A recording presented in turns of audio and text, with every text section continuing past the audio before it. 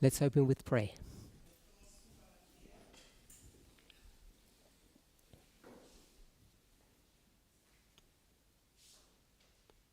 Holy God, we thank you for the privilege and blessing of being here this Sabbath. As we look around the world, we see the struggle of the great controversy between you and the enemy.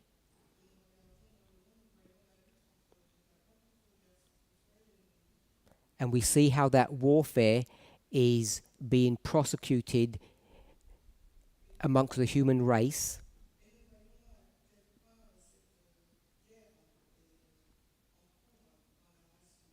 Help each of us to have a clear understanding of our position and our role in the great controversy. In Jesus' name, Amen.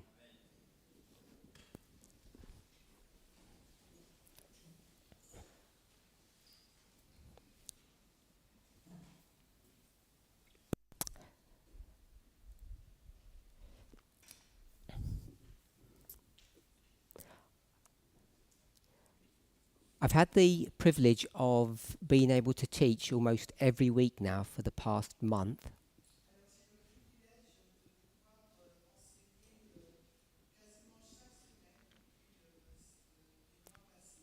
It allows us to have some level of continuity.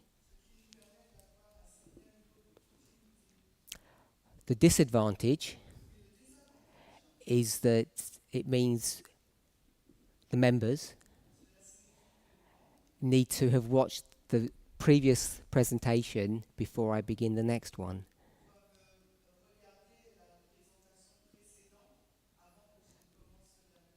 I know that sometimes you can't all do that very quickly.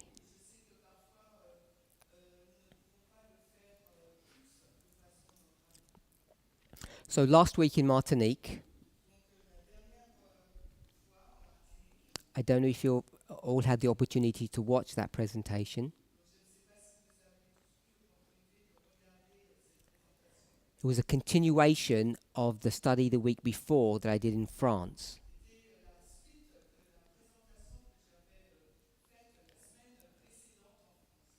Where I spoke about Ecclesiastes chapter 3. And I think we focused, does anybody remember what verse?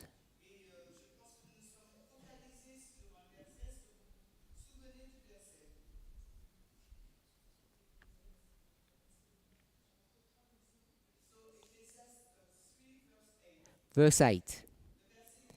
And the reason we looked at verse 8 is because we picked up the word hate.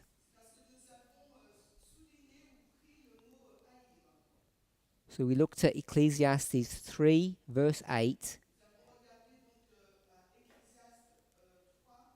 And the focus was upon the word hate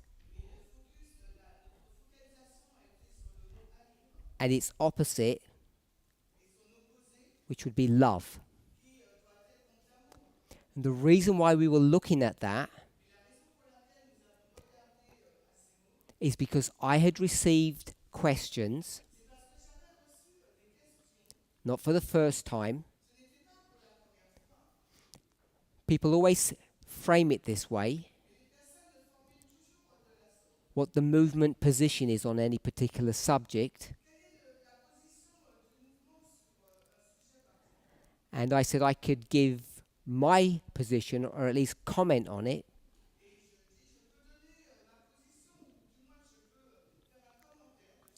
So the question was regarding warfare. And that was connected to the subject of the Second Amendment. So we looked at Ecclesiastes 3 because of the subject of war, which was connected to the subject of the Second Amendment, which is the subject of what? What is the Second Amendment about? So the answer is not guns. Self-defense, good.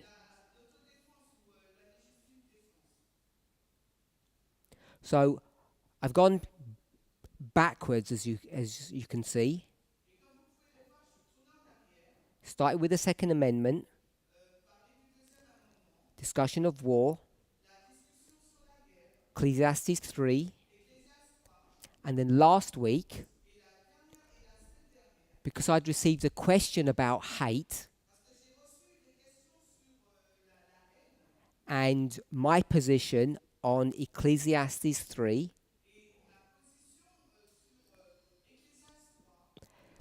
whether or not the subject of hate in Ecclesiastes 3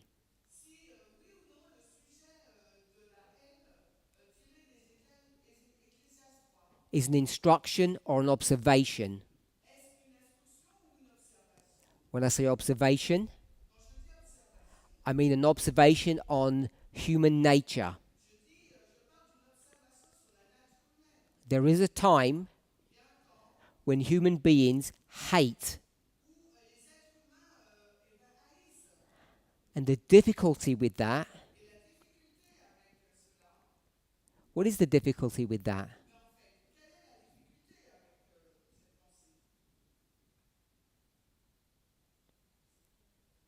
If someone wants to say something, do they get a mic or they just speak loud?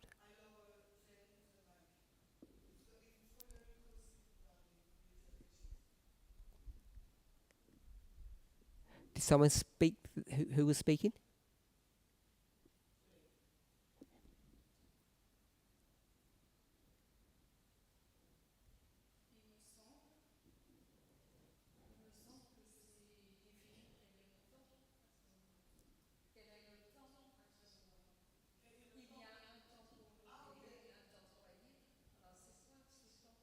So it seems to me that there is a time to hate and a time to love. So the question is, what is this time? My question was, if we're told that in certain circumstances, it says time in the verse, hate is an emotion that we experience. And my question was, what's the problem with that?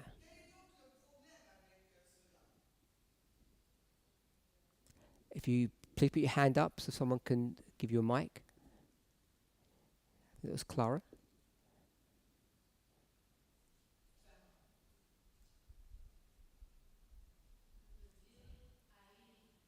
What does it mean to hate? I'm going to suggest that you know what hate means.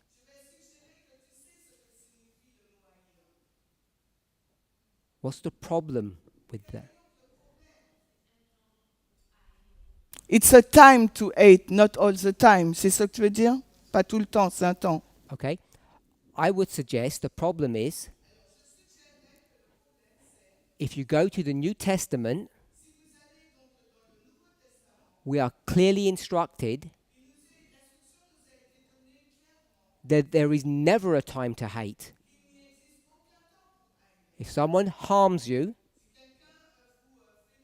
you turn the other cheek, you forgive them, and if feelings of anger rise up in you, you're required to give those feelings to God and to love your enemy.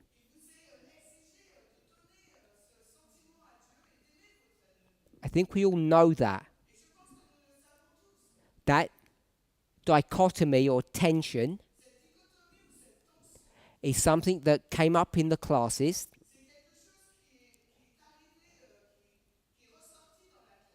I haven't discussed it yet, which means I haven't taught it, but I spoke about turning the cheek.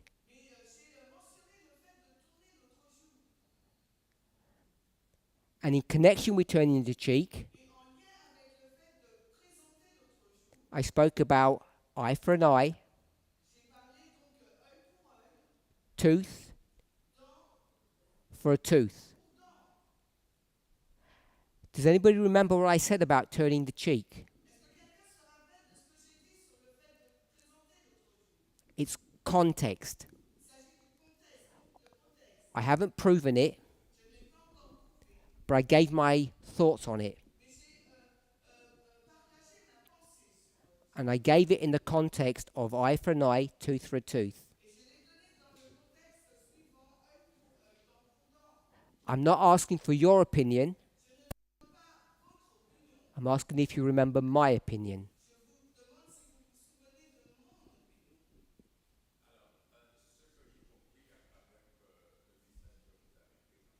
So what I understood regarding the message you presented,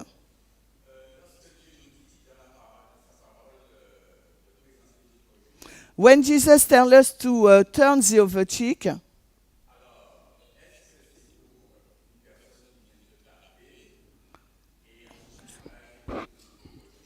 so is it in link with the person who hurt us and we have to turn the other cheek?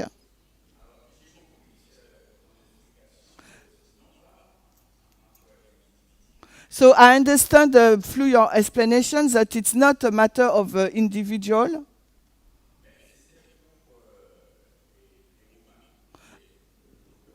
Good. But it was for the government, the Roman government. Thank you. So we cannot fight against the government. So I'm suggesting that this is a political issue as the nation of Israel is going to go or move from a theocracy to come under subjection to a pagan nation.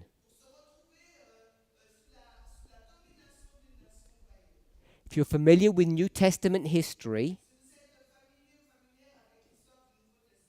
why is that change happening? So, as you're thinking about the answer, put your hand up. Turning the other cheek is saying, do not resist. Do not resist this political change. The question is, why is there a political change happening? Anybody have a thought?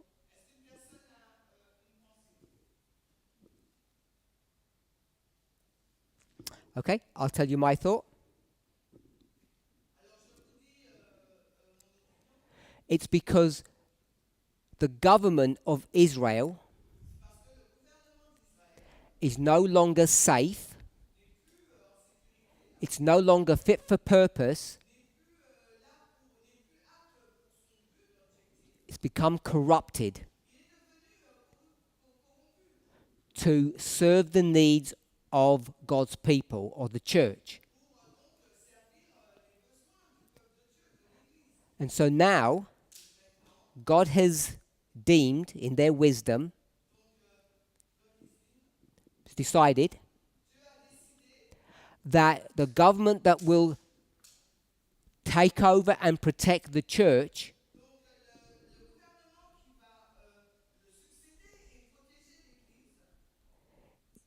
is not Israel.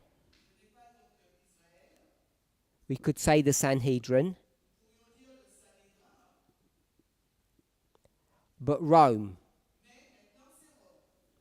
Rome is a safer place to live Don't mean the country, I mean the system. Then the government of Israel. But there comes limitations or consequences.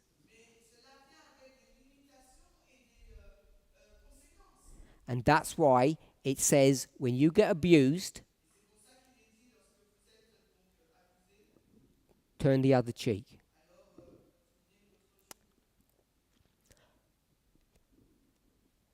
Last week, we spoke about, as I said, the subject of hate. And if you've watched the presentation, you'll remember that the subject of hate is dealt with in the baptismal vows.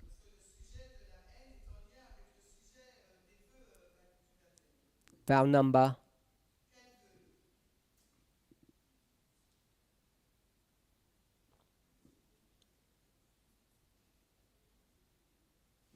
Anybody remember what vow?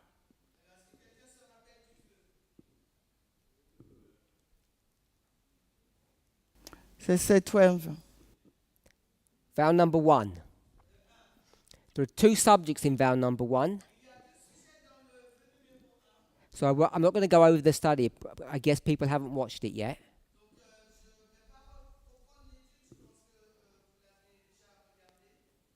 It deals with truth. And what was the other subject?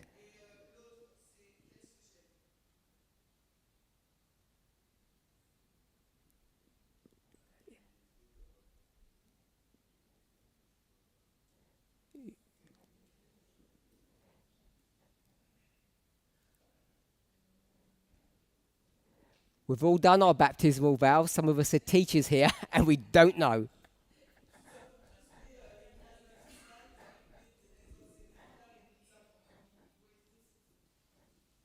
Grace. As it said grace. Truth and grace.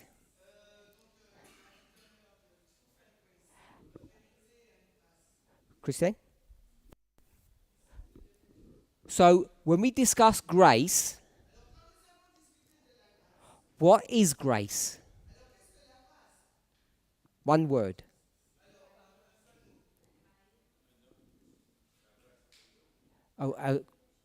Christian's going to do it. Do you know? Okay. Power.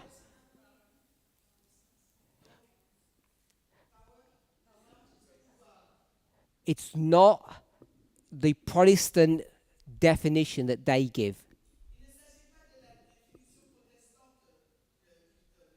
You can do a nice study to prove that grace is power.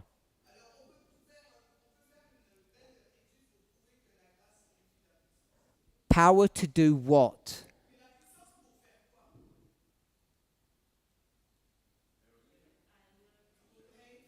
Good. Power to hate sin and to love, we'll say good or the truth. So that's the core lesson that you should understand from vow number 1. So the study about Ecclesiastes chapter 3 does not disregard the truth about vow number 1.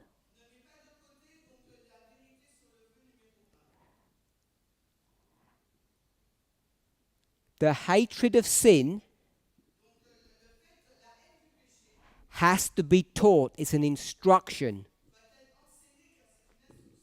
In Ecclesiastes 3, this hatred here is a human experience or emotion that you feel. And they're not contradictory statements. So that's a short recap of where we got to last week.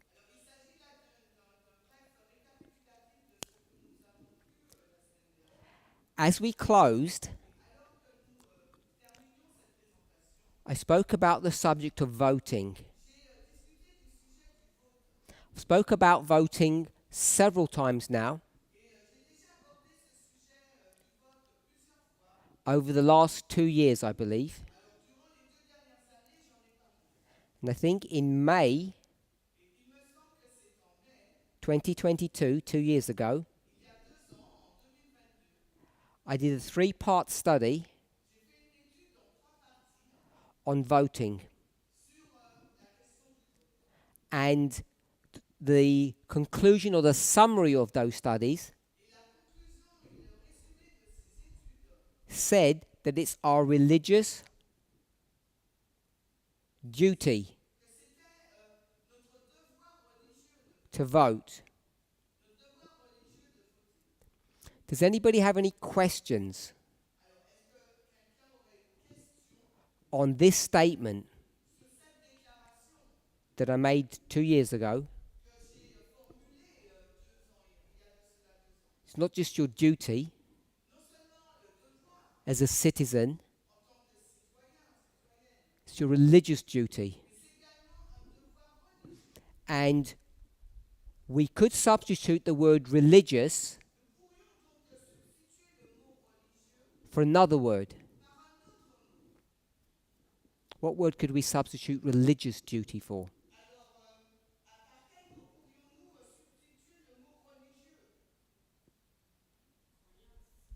Believe. Belief. A different one? Civique. Civic. So civic is state. So I want to stick to the concept of religion. I want to get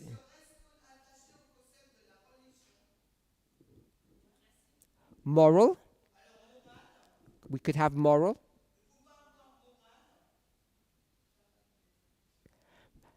The thing with moral,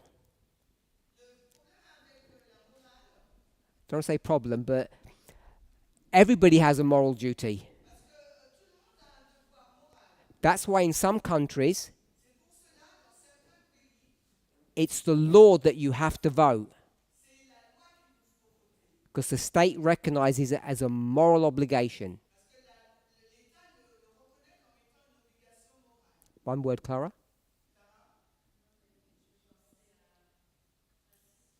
I was thinking about the term principle and rule. Thank you.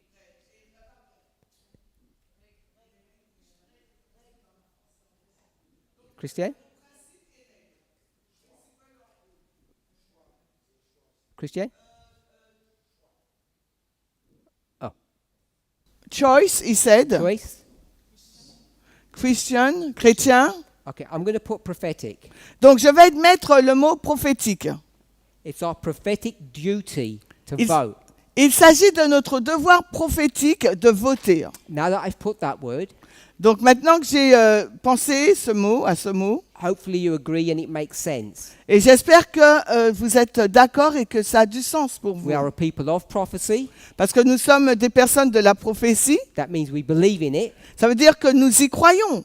We're a people of prophecy. Nous sommes un peuple de la prophétie.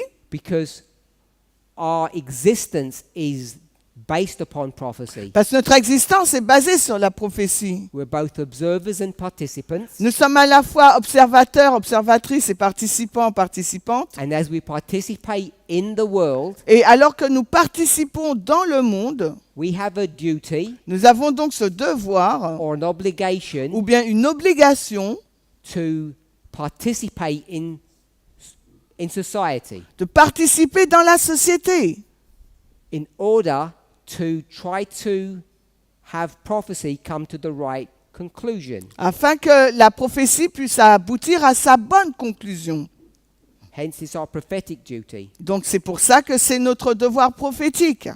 When we've spoken about this, lorsque nous avons abordé ce sujet, when I've spoken about it, du moins quand j'en ai parlé, I've highlighted an inconsistency j'ai souligné une incohérence When I say it's our prophetic duty, Lorsque je déclare qu'il s'agit de notre devoir prophétique, that would mean we would vote cela signifierait que nous devrions voter to make prophecy be fulfilled. pour que nous puissions faire en sorte que la prophétie soit accomplie. Is that what you would want to do? Est-ce que c'est ce que vous voulez faire? Be in line with prophecy. Être en ligne avec la prophétie.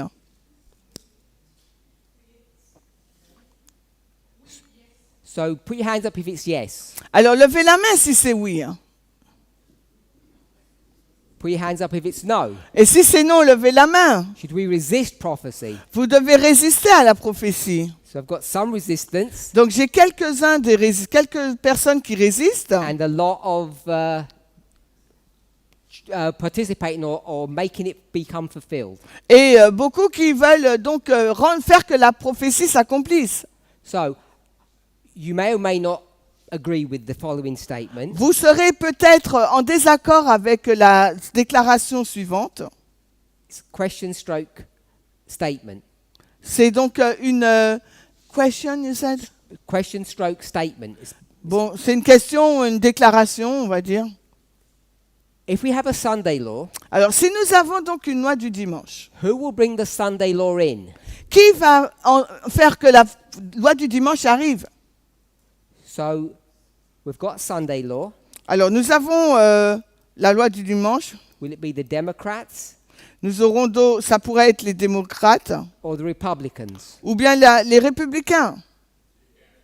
Les républicains. We believe, you Nous- believe, Nous croyons et vous le croyez. that's what prophecy teaches us. C'est ce que la prophétie nous enseigne. Prophecy will be fulfilled when the Republicans come into power, La prophétie sera accomplie lorsque les républicains arriveront donc au pouvoir. and whatever it is they're going to do, Et quelle que soit la façon dont ils le feront, it will be an environment where we will have a Sunday law, nous aurons un environnement où il y aura donc une loi du dimanche. the great test. Le grand test. So if you want prophecy to be fulfilled, Alors si vous voulez que la prophétie s'accomplisse, which is what you all said you want, et c'est ce que vous avez dit vouloir, we should vote Republican. il nous faut voter donc républicain. You shouldn't resist prophecy. Il ne vous faut pas résister à la prophétie. So you see the dichotomy.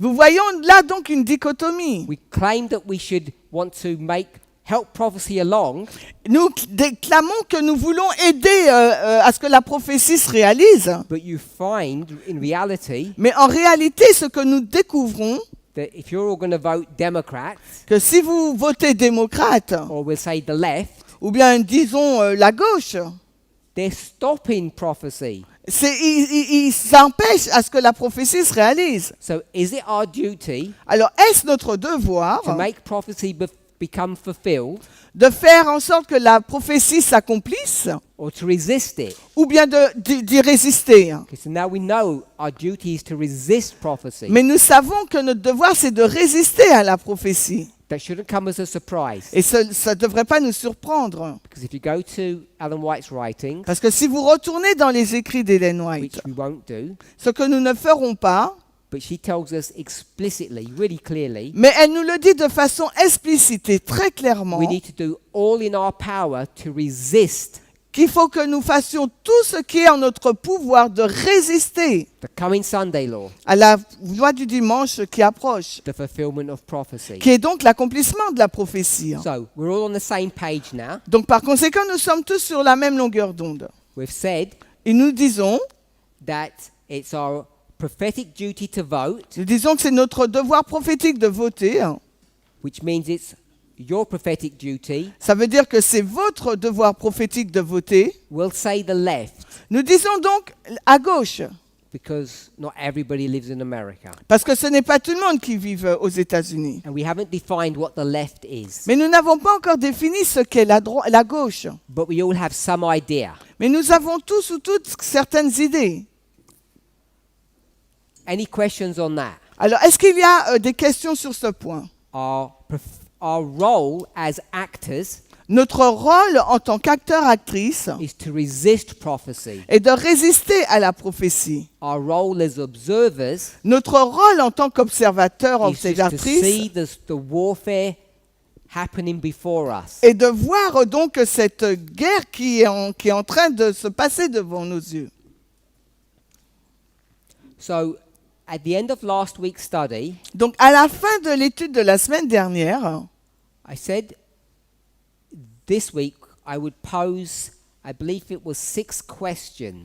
alors j'ai dit que j'allais répondre à 6 questions cette semaine. So this was from the end of last week. Alors là, il s'agissait de la fin de la semaine dernière. 6 questions Alors, 6 questions on voting. sur le vote. Who watched that presentation? Alors d'ailleurs, qui a regardé cette présentation? I only presented once, so once is enough.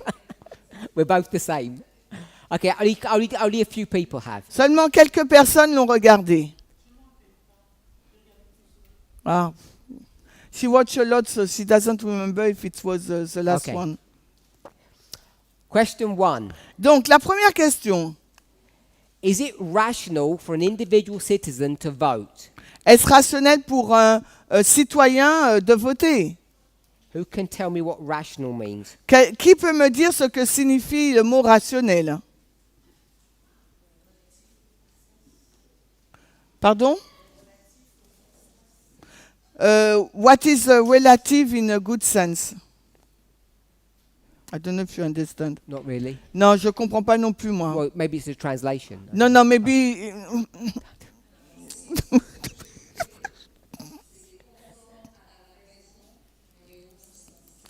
Okay. So conform to the reason and common sense. Okay, so the answer I got was, Alors la réponse que j'ai. is it common sense for a citizen to vote? Alors est-ce du bon sens pour un citoyenne de voter? Clara, you had your hand up Clara, tu avais levé la main? to answer. Yeah, to answer the question. Yeah, it's the same thing, same thing. You don't want to say? Tu veux pas le dire en tes mots? Là, j'ai rajouté en tes mots.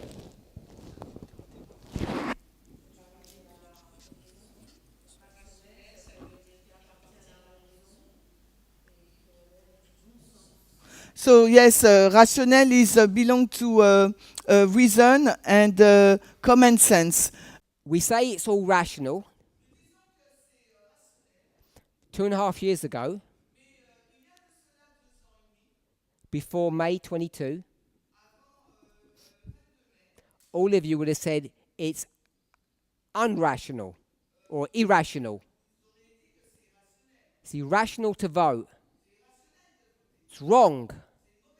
So why have you changed your mind?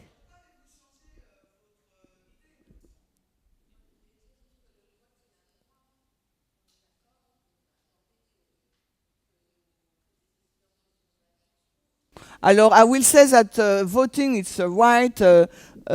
We get this right because of the fight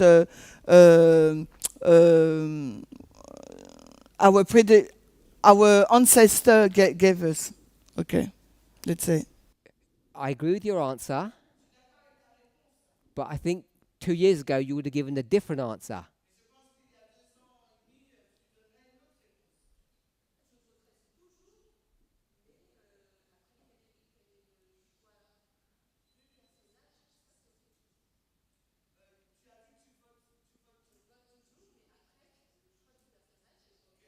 So she always vote, but it's depend. Now the question is on for whom you will vote. So 3 years ago, did you disagree with Ellen White?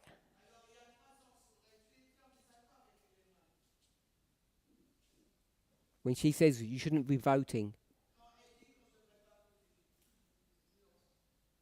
No.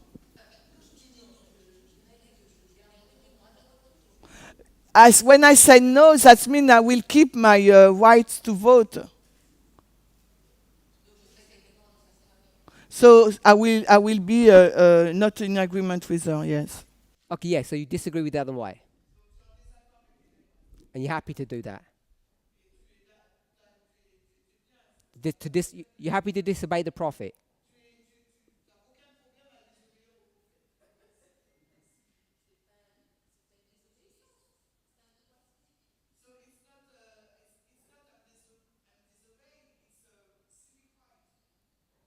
It's a civic right, but you're part of God's church.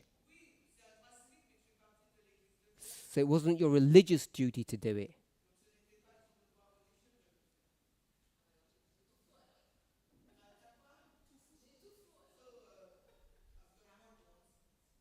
No grounds. No, I've got everything wrong then. Okay, but now you've got everything right. Because your new prophet says you're allowed to. She said you're required to. So, yeah. Who wants to comment? Rosie?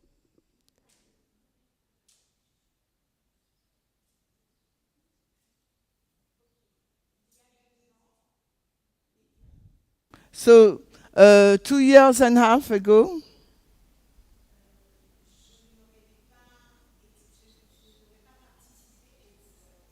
I will not participate to vote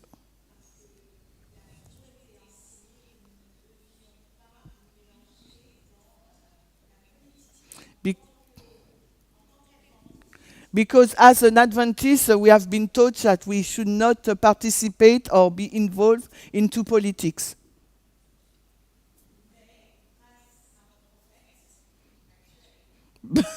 But because of our new prophet,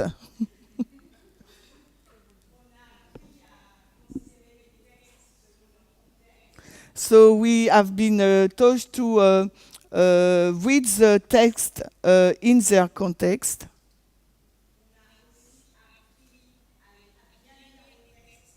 And we also learn to read correctly the different passages.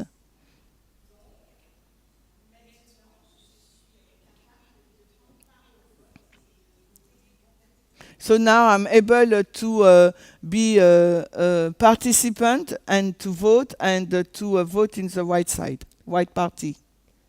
Can you tell me what you were reading incorrectly Alors, about Ellen White? peux-tu me dire ce que tu disais de manière incorrecte dans les écrits d'Ellen White? What did you misread?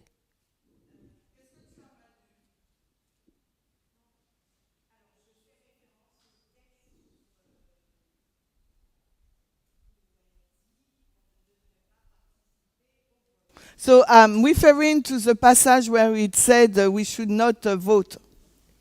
Yes, so am I.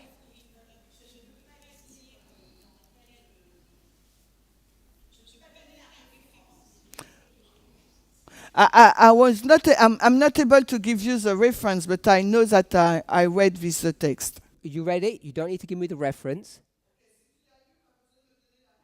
My question is, what did you misunderstand or misread? Because Ellen White says you're not supposed to vote, and you said, I misread that. I'm wondering what you misread.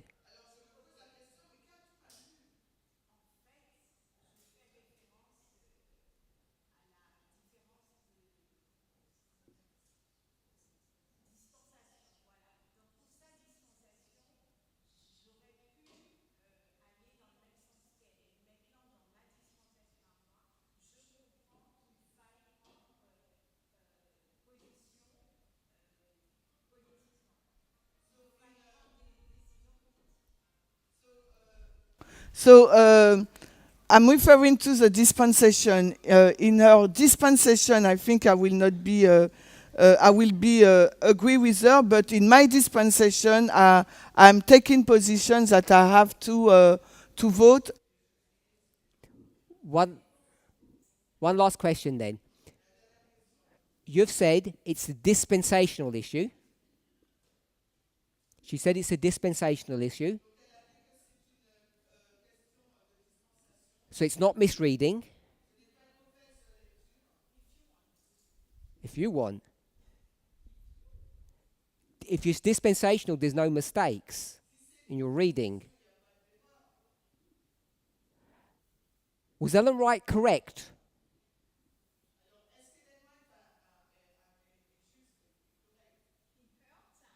Yeah. Oui, dans son époque, oui.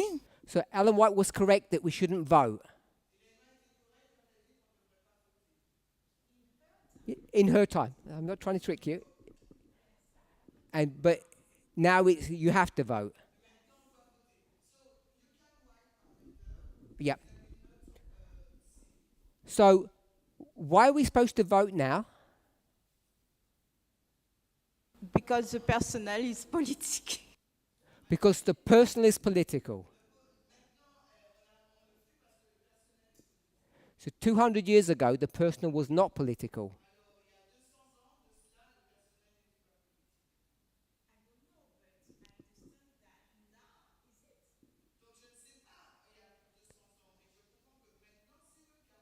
I won't write it down, but if you juxtapose that, then you're saying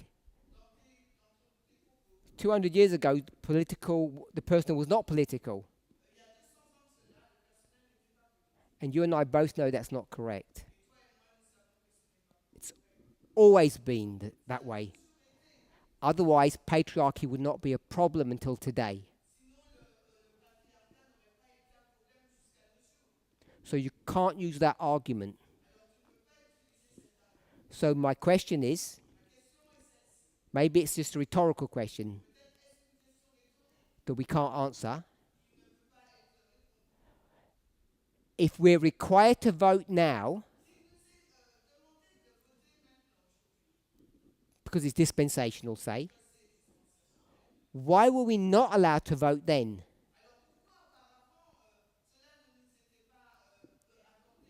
So we don't have to answer that.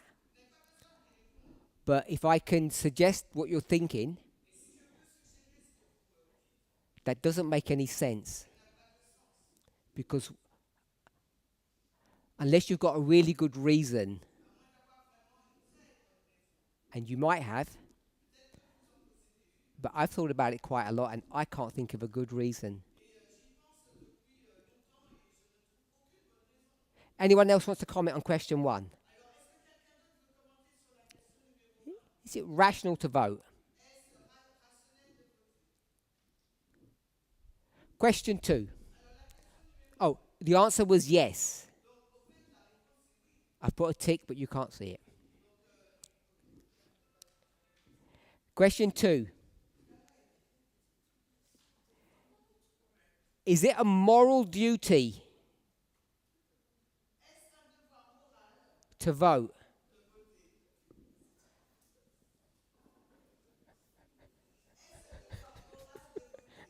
Okay, we've already answered this one, I think.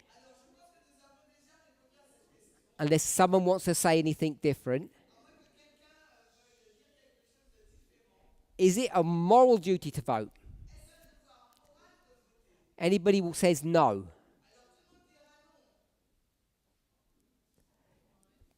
Do you want to answer? You say no, it's not a moral duty.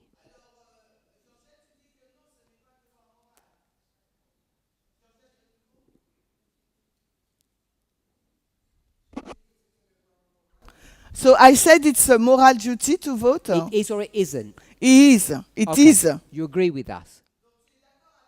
Carry on.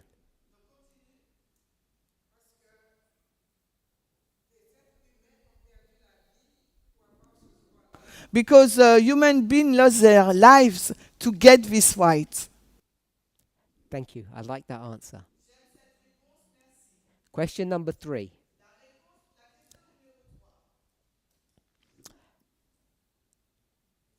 We've agreed it's common sense to vote. We've agreed that there's a moral duty. So question 3. It's about morality still. Are there moral obligations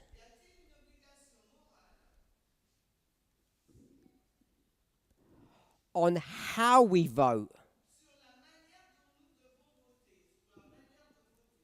Are there moral obligations regarding how we should vote?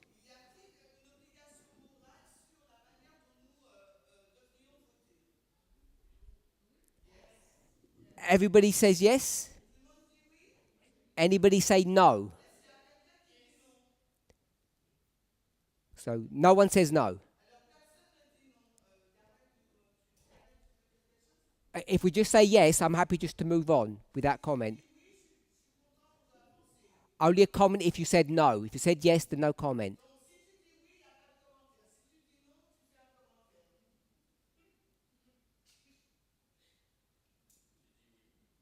Good.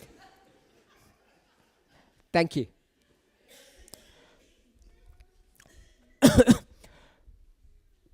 It's common sense to vote. It's our duty to vote. And we have an obligation to vote in the right way. That's question 3. Reworded. We have an obligation to vote properly. Okay, so this is still question 3. We'll call it 3A.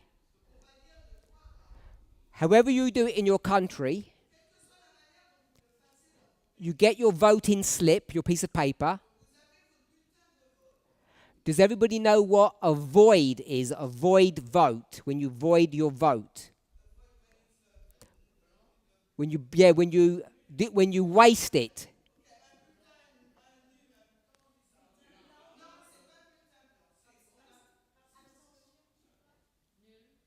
In English, they call it voiding your vote, or it's wasting your vote.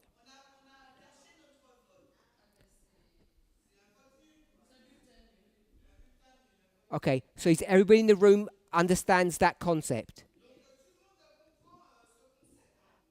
Are you allowed to do that? Not legally, because you can.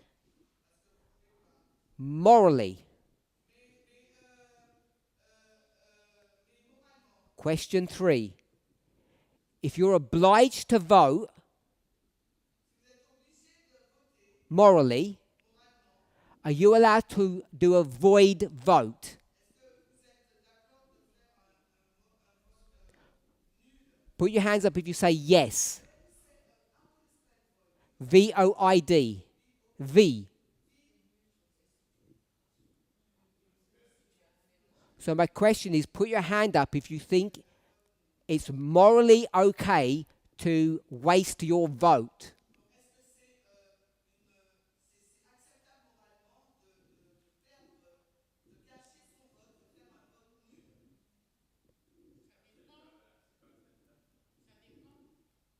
Anybody says, who said depends? Patricia, take the mic. Patricia, take the mic. Tell me why you think it's morally okay to waste your vote.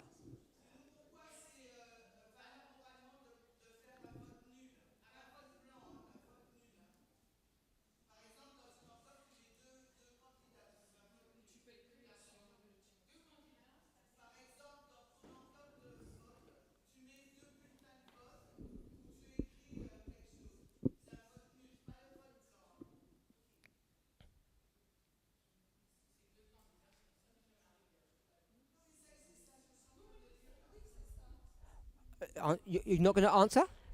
No, because I explain what is a vote nul, because in France we can have vote nul, a void vote, or a white vote. So we should not mistaken. Okay. So you changed your mind? Tu as changé ton avis, d'avis? Yes, because she thought it was a white vote. Okay. So it's different. A white vote, it means that you are neither for the left or for the right. So you're not going to vote? You vote, but you said you put no party in your envelope. So it's a white vote. Morally, you can do that. But the void vote, as you said, it's if you put in your envelope two parties in it, so it's void. It's different, so that's why I wanted to be sure which one you are talking about. A white one, that means you don't take any position for any parties, but you vote. Or a void one, you vote, but you put two things, or you write something in your envelope, and it's cancel, it's not okay. So which one?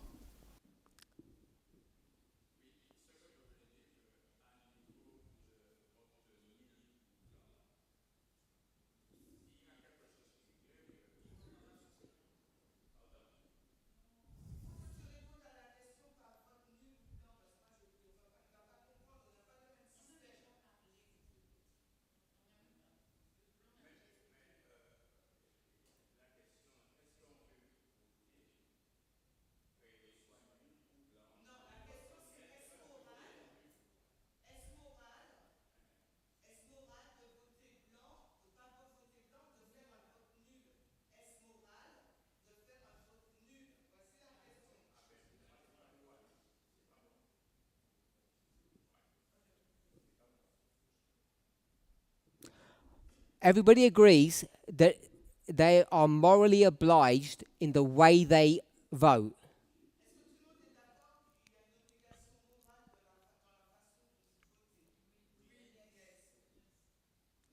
So I don't want to define what morality is, but I presume then, at least some of you, if not all of you,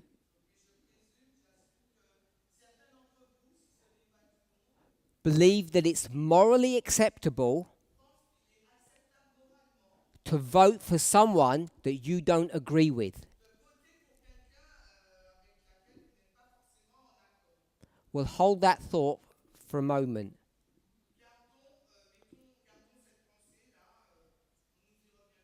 Because lots of people vote for people they don't even like. I don't know if some of you did that recently. And if you did, what's your moral framework for doing that?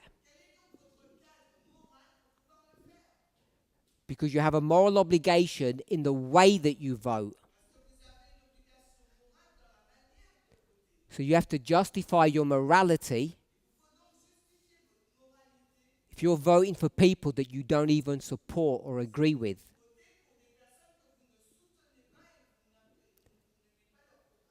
In English, there's a term that says, your enemy. Do you know how you finish that sentence? You do. Is my enemy.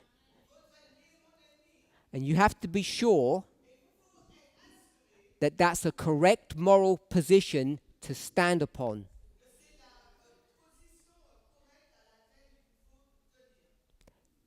Question 4.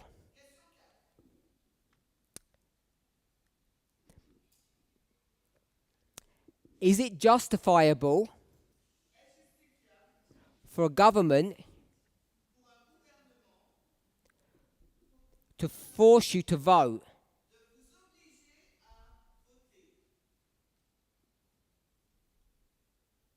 Who agrees with that? Should the government force you to vote? Put your hands up if you agree.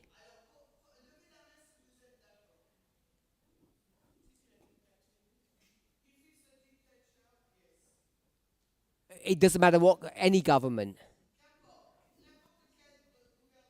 Put your hands up if you disagree.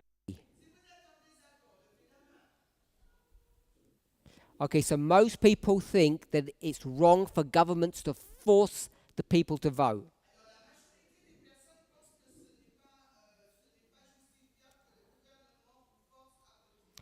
So everybody agrees that it's wrong to force you to vote.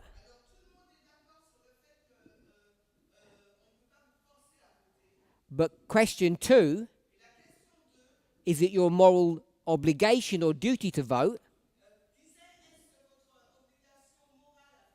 You all said yes. So you all have to vote, but you don't like someone forcing you to vote. That's right. So take the microphone, Rosie. So Rosie says it's right, we have to vote, but no one can force us to.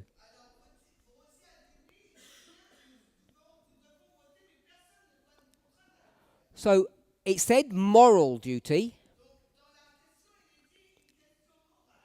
When you talk about morality, how do you understand what morality is? How do you define morality?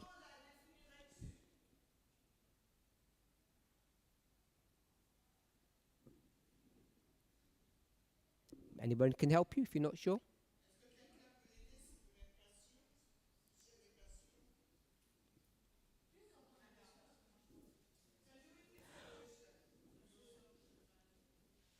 We all agree that it's our moral duty to vote.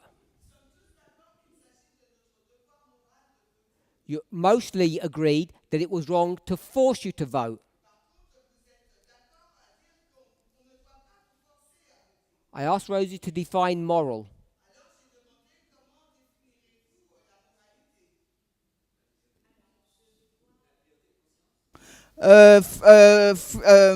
Freedom of conscience, liberty of conscience. So morality is freedom of conscience.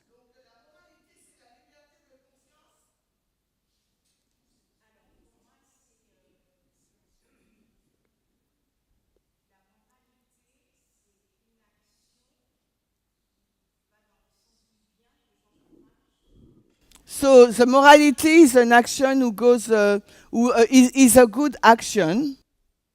Sorry, morality is a good action.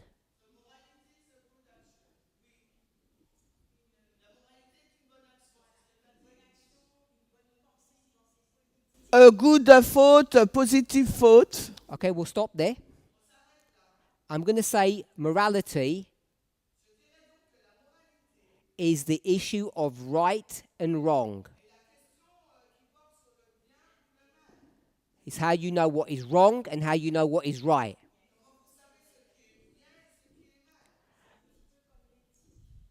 It's like the ethic. Good, ethics. So if you have morality simply defined as right and wrong, good and bad, how do you know what good is and how do you know what bad is?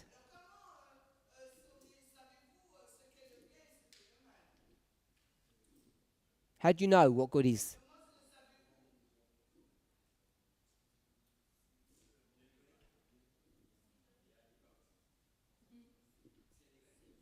Based upon rules.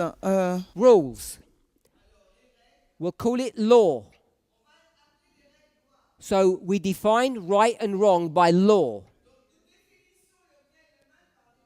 So in our context, when you say it's your moral obligation, and we spoke earlier about it being a religious duty,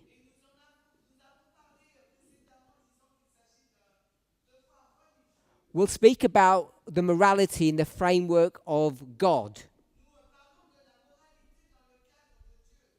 Before the prophet said no, and now the prophet says yes. So if morality says it's your duty, that means it's right. That means the law says, we'll say God's law, says that you have to vote. Do you agree with that? So, does that mean God is forcing you? God says the law says you have to vote. God's law. And you said that's fine. But when the government says our law says you have to vote,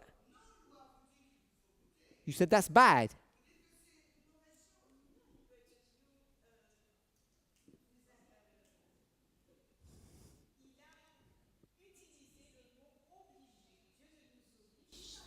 You use the term constraint, force.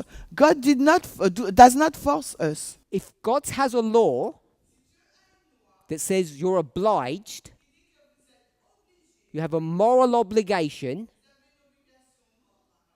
if that's not force, what do you call that?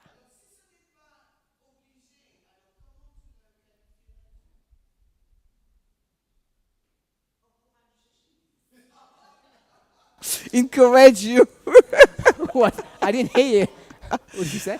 Encourage you. He encourage you to do it. Oh, it's only encouragement, not obligation.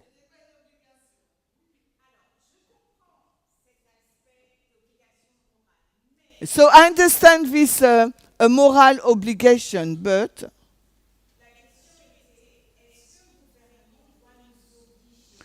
your, but your question is, does the government force us? I answer no, because we are in a democracy. My question was, doesn't matter what form of government you have, can the government create a law, which we call morality, that says you have to vote?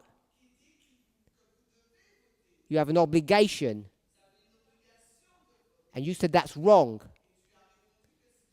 But when it was God doing that, you said it was good.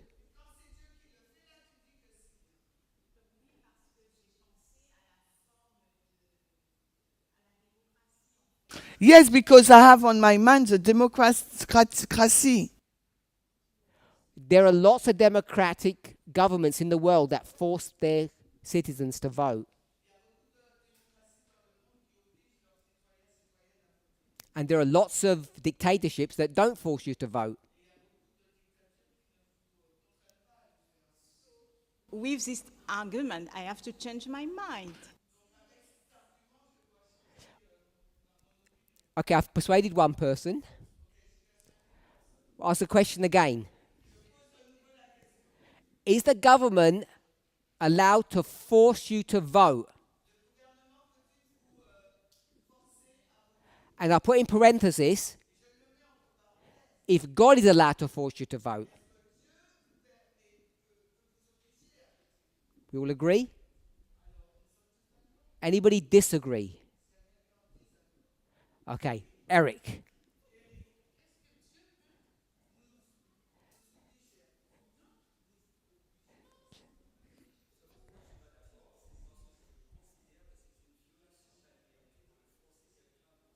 So I think it's a violation of your liberty to force you to vote. And God cannot do it. So God doesn't oblige you to vote.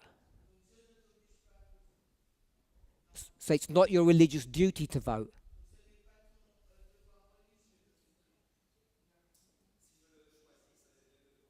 If I choose it, it's become a duty.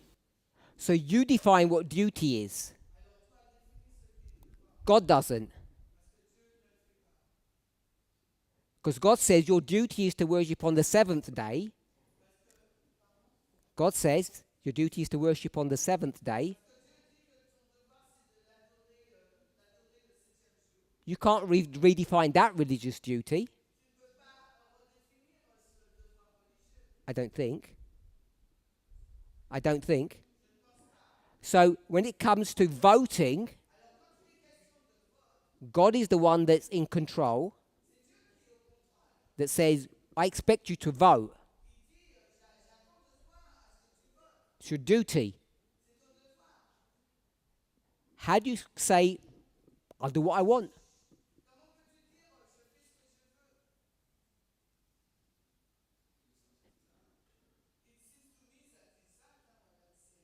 That you can do what you want.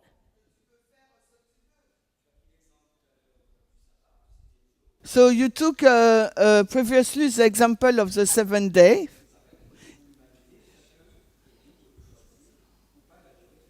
It's the same. Everybody has the freedom to accept or not to worship God. So The government says you have to vote. If you don't vote, you don't have to listen, do you? You don't have to listen, but they'll punish you, whatever the punishment is. So if God says worship on the seventh day and you choose the first day, there'll be repercussions, won't there? You can do what you want, but you have to pay a price for that. Same with voting. So I just want to see us to see it's the same. We can't handle the two kingdoms differently. Remember, I'll go back here for the people on the video.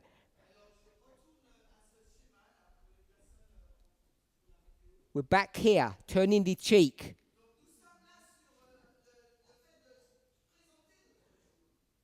Just because Rome is governing you,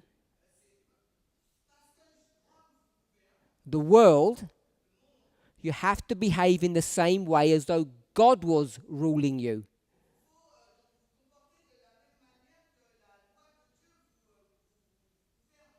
You have to treat both the same. Whether you call that parabolic methodology or juxtapositioning.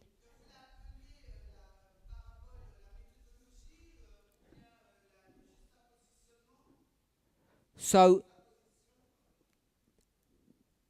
if we get to a place where we have different answers between a secular government and God's kingdom,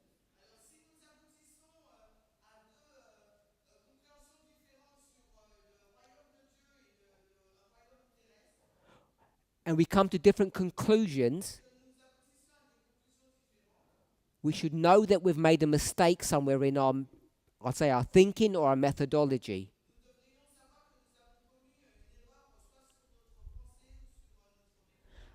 This is a really difficult issue because it fights against what we naturally think is acceptable.